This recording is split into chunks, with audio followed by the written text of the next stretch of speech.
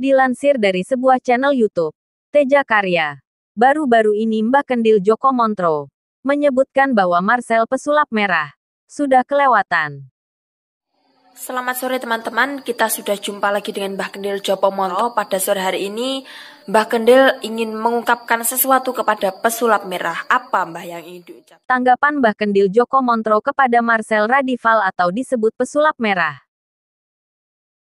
Tonton videonya sampai habis ya saudaraku, agar kita semua jauh dari kesalahpahaman. Selamat menonton. Jangan lupa like, komen, dan subscribe.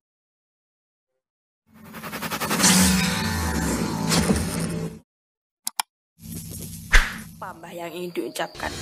Saya menyesalkan sekali kepada tingkah Pak Karti atau tindakan-tindakan pesulap merah. Kira-kira kenapa ya, Mbah Kendil sampai angkat bicara kepada pesulap merah? Sebenarnya saya sepakat kepada pesulap merah karena dia juga merupakan orang-orang yang peduli tentang penipuan-penipuan atau oknum dukun yang menipu. Saya sangat setuju sekali. Itu sudah kelewatan batas bahwa Bu Ida Dayak. Ternyata di sini permasalahannya tentang Ibu Ida Dayak yang dikomentari oleh pesulap merah. Yang bekerja bersusah payah tidak mendapatkan keuntungan yang besar, ya ditantang juga. Bu Ida hanya menjual minyak yang seharga 50.000 itu dengan perjuangan Bu Ida.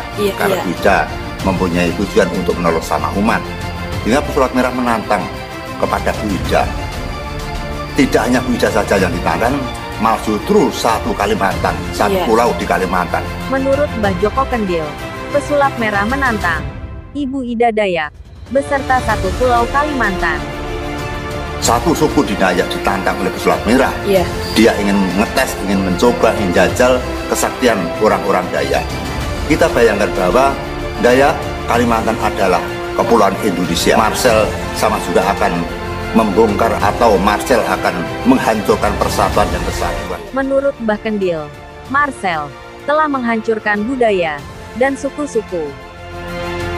Saya percaya Marcel bisa kendel, Marcel bisa berani karena di belakang Marcel juga banyak orang.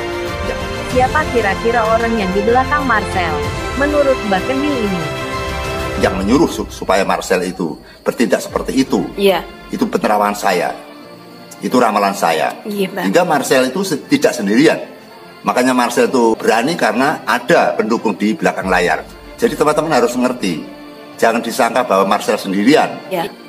Marcel ada beberapa tokoh-tokoh yang besar. Menurut terawangan Mbah Kendil, ada tokoh-tokoh yang besar di belakang Marcel. Kira siapa ya yang dimaksud Mbah Kendil ini? Makanya ini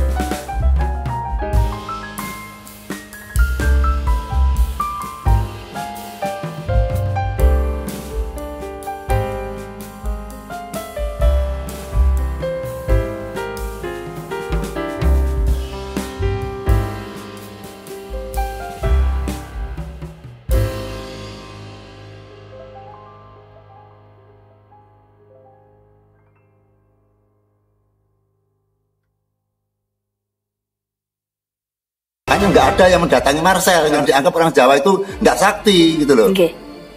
Dengarkan Marcel, kalau toh Anda ingin pembuktian kesaktian yang bisa dibuktikan itu adalah kesaktian setan. Mbah Kendil juga mengatakan, kesaktian yang dibuktikan itu hanyalah kesaktian setan.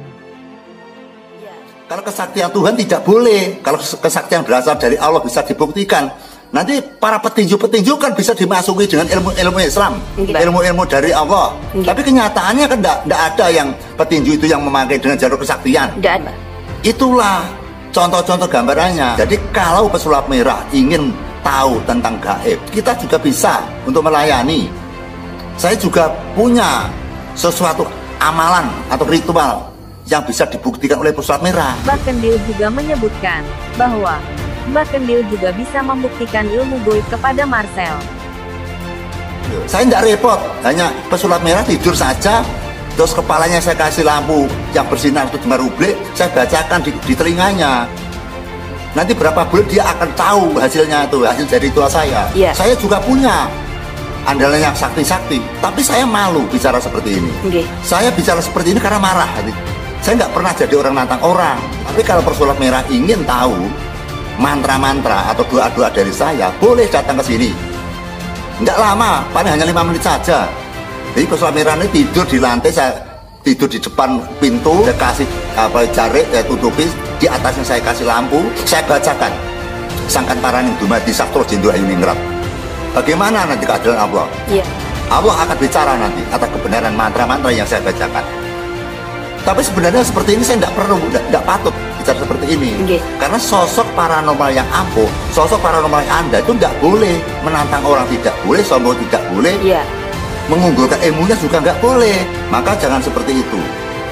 Saya mohon setelah kejadian konten ini dicabut, jangan disiarkan lagi, menyakiti. Saya itu bukan suku Dayak, saya bukan orang Kalimantan, tapi hati saya sakit adanya penantangan pesulap merah seperti itu, pelecehan itu. Dan saya pun juga terbiasa di Kalimantan. Saya juga pernah buka praktek di Kalimantan, perdukunan. Tapi selama saya buka praktek perdukunan di Kalimantan, tidak ada orang Kalimantan yang mengganggu saya. Itu tanda bukti bahwa orang Kalimantan berbudi luhur. Orang Dayak berbudi luhur. Jadi saya mohon dengan hormat dan sangat tawadhulah kepada Allah.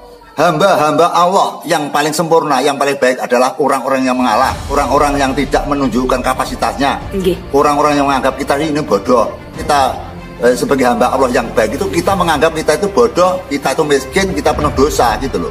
Jangan merasa sok suci. Sebenarnya saya senang dengan perilakunya pesulap merah atau membongkar kedok dukun yang menipu, tapi ini sudah kelewatan saudara.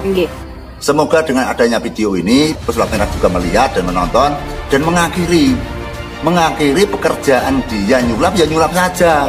Jangan ngobok-ngobok kapasitas orang lain. Kalau nanti ada pasien atau ada oknum-oknum dukun yang nipu kepada pasiennya, oknum-oknum dukun yang menipu kepada masyarakat, ini nanti kan ada yang mengurusi sendiri, bapak polisi, hakim dan sebagainya, dia bisa bekerja.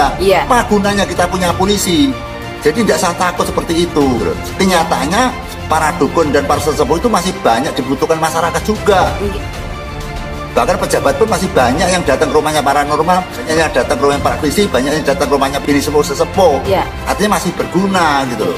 Jangan kamu lecehkan. Ibu di Ida Dayak itu sudah susah sekali. Saya itu menyembuhkan orang satu hari saja hanya 1-2 kali saja sudah capek sekali.